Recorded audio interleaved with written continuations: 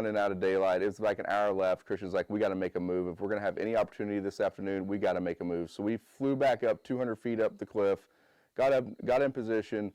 We were walking slowly, not wanting to spook any elk if they were in the area, was working behind a tree, and all of a sudden, boom, I spotted an elk. The first opportunity I've had this whole trip of actually maybe having the encounter I was looking for.